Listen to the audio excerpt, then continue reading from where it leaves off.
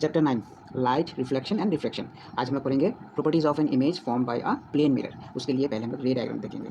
रे डायग्राम क्या होता है? ये होता है रे डायग्राम, ठीक है, जिसमें ऑब्जेक्ट होते हैं, इमेज होते हैं, रेज ऑफ लाइट होते हैं, रिफ्लेक्टेड रेज ऑफ लाइट के इंटरसेक्शन से, रियल इंटरसेक्शन हो सकता है, वर्चुअल इंटरसेक्शन हो सकता है, उसके वजह से इमेज फॉर्म होता है। तो ये है बेस लाइन, ये कोई सरफेस नहीं है, तो इसे हम रे डायग्राम कहते हैं। हालांकि ये सिलेबस में नहीं है, तो आपको घबराने की ज़रूरत नहीं है। तो ये रे डायग्राम इसलिए मैंने बनाया है कि ताकि हमें properties of image form by plane mirror या प्लेन मिरर जो इमेज फॉर्म करता है उसके जो प्रॉपर्टीज़ होते हैं उसको समझने में आसानी हो, इजीली हम लोग समझ पाए, इसलिए मैंने एक रे डायग्राम आपके लिए बनाया है। ये सिलेबस में नहीं है, मैं पहले ही बता देता हूँ, ये एक डिस्क्लेमर है। पहले हम लोग रे डायग्राम को समझने की कोशिश करते हैं। देखिए, ये है बेस लाइन, ये हो गया प्लेन मिरर जो perpendicular to the base line है। उसके बाद ये होगी, इस जो लेफ्ट साइड है ये हो गया reflecting surface of the plane mirror.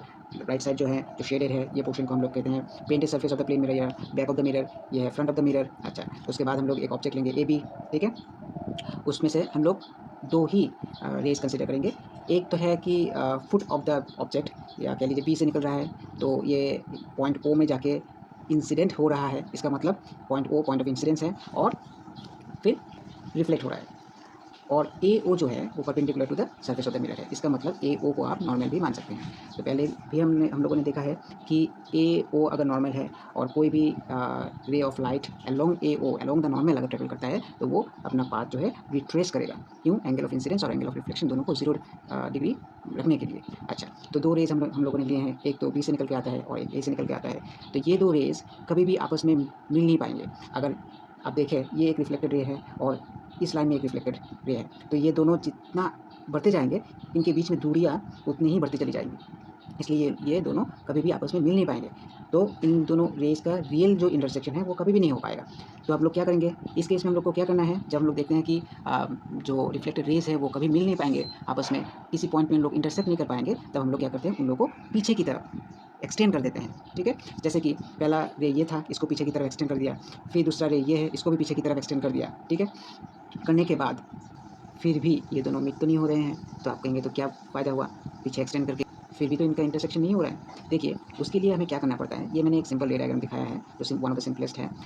उसके लिए एक ही पॉइंट से दो रेज अगर हम लोग ले तब इंटरसेक्शन निकल के आता है, लेकिन अगर एक ही पॉइंट से आप यहाँ दो रेज लेते हैं, उन रिफ्लेक्टेड रेज फिर भी नहीं मिल कर पाएंगे। अभी देखिए, मैं पॉइंट ए से और एक रे ले रहा हूँ जो कि एम तक जाएगा, या ये पॉइंट एम में रिफ्लेक्ट होगा, ठीक है, रिफ्लेक्ट होके ये पाथ फॉलो करेगा। इसको जब आप पीछे की तरफ एक्सटेंड करेंगे, कहाँ मीट हो रहा है? ए डैश में मीट हो रहा है। इसका मतलब पॉइंट ए डैश में हमें इसका इमेज मिलेगा। किसका इमेज मिलेगा? ए बी का इमेज मिलेगा। ये रे मैंने आपको पहले नहीं दिखाया है, तीसरा जो रे है इसको मैंने पहले नहीं दिखाया है ताकि रे डायग्राम ज़्यादा कॉम्प्लिकेट ना हो। तो अगर आपको इंटरसेक्शन दिखाना है तो तब क्या करना पड़ेगा, एक पर्टिकुलर पॉइंट से एटलीस्ट दो रेज लेने हैं, लेके रे डायग्राम बनाना है, तो अपने आप आपको पॉइंट ऑफ इंटरसेक्शन मिल जाएगा। अब देखिए, तीसरा रे लेने के बाद भी ये जो रिफ्लेक्टेड रे है या फिर ये रिफ्लेक्टेड रे है, ये दोनों कभी मीट नहीं कर पाएंगे आपस में। ये जो रे है और ये जो रे है, ये दोनों आपस में इस तरह मतलब in front of the mirror इस साइड में, लेफ्ट साइड में कभी आपस में मिल नहीं पाएंगे। लेकिन इसको जब आप पीछे की तरफ एक्सटेंड कर देंगे तब एक पॉइंट ए डैश में मीट हो रहा है। हालांकि ये स्ट्रेट लाइन नहीं बना है, हाथ से बनाया है मैंने, लेकिन ये रिफ्लेक्टेड रे और जो एक्सटेंडेड रे है ये दोनों मिलकर एक स्ट्रेट लाइन ही होता है और स्ट्रेट लाइन में ही होना चाहिए। तो ए डैश बी डैश बन गया हमारा इमेज, ठीक है। ये है पूरा रे डायग्राम। इसमें कुछ चीज़ें आपने गौर की होंगी, जैसे कि ए डैश बी डैश जो इमेज बना है वो एक तो बिहाइंड द मिरर बना है, मतलब मिरर के पीछे बना है, ठीक है। मिरर के पीछे अगर कोई इमेज बनता है वो हमेशा वर्चुअल होता है। और ये दोनों का अगर आप कंपेयर करते हैं, ऑब्जेक्ट को और इमेज को अगर आप कंपेयर करते हैं, ए ऊपर की तरफ है, ए डैश ऊपर की तरफ है, बी नीचे की तरफ है, बी डैश नीचे की तरफ है, इसका मतलब ये इरेक्ट है। इरेक्ट का मतलब है सीधा इमेज है, मतलब जो इमेज फॉर्म हुआ है वो सीधा है, इरेक्ट है। वर्चुअल इमेज मैं आपको बता दूँ, वर्चुअल इमेज हमेशा इरेक्ट ही होते हैं और behind the mirror he form होते हैं, चाहे जिस तरह का मिरर हो, प्लेन मिरर हो या स्फेरिकल मिरर हो। स्फेरिकल मिरर हम आगे चलकर पढ़ेंगे, किसी दूसरे वीडियो में मैं डेडिकेटेड वीडियो बनाऊंगा उसके ऊपर। अच्छा, अभी देखिए properties of the image A dash B dash. A dash B dash जो इमेज बना है प्लेन मिरर के लिए, उसके प्रॉपर्टीज़ क्या है? पहला प्रॉपर्टी तो ये है कि A dash B dash is virtual and erect, ठीक है।